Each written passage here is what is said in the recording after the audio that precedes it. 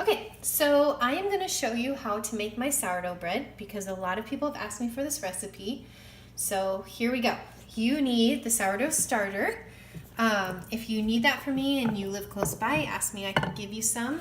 Otherwise, there are videos online on how to do that. You need flour. It could be lots of different flour. It could be whole wheat flour, spelt flour. I'm just using a organic white flour. And then you need water. To begin with, 3 cups of water and 2 tablespoons of salt, just regular salt. So I've already poured my cup of starter from my sourdough.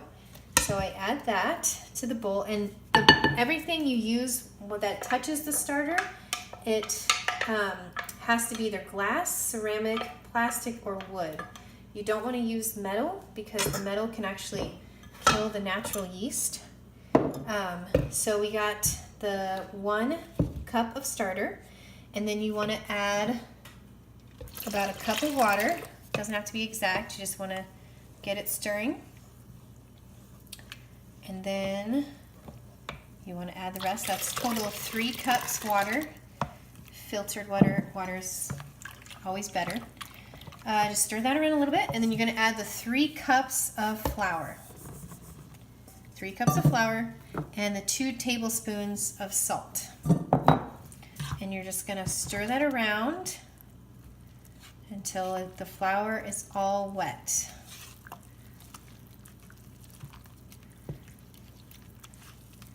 And it doesn't have to be perfect because we are going to let this sit overnight, and the yeast is going to work on breaking down the flour. And that's one of the benefits of sourdough, is that it's like a pre-digested for you, so it's easier on your stomach. And there's other benefits as well about sourdough, and I can put that in the comments. Okay, so there we go. We have it all stirred.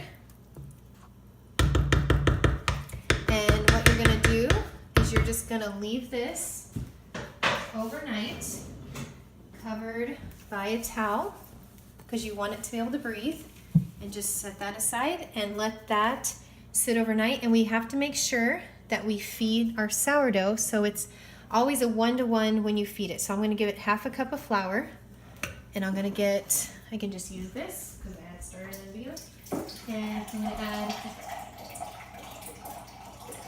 half a cup of water to feed it. And again, make sure when you stir it, it's using a wood or plastic. You just don't want to use metal. So you stir that because you want to keep this fed. And then I can cover this up and set this aside. And if you're not going to use it a while, I find it best to leave it in the fridge if you're not going to use it within the next couple days. Otherwise, you have to feed it almost every day so it doesn't go bad. And you just feed it a little bit 1-to-1 and set it aside. And so I will have a video in the morning to show you what to do next after it's sit overnight. Thanks.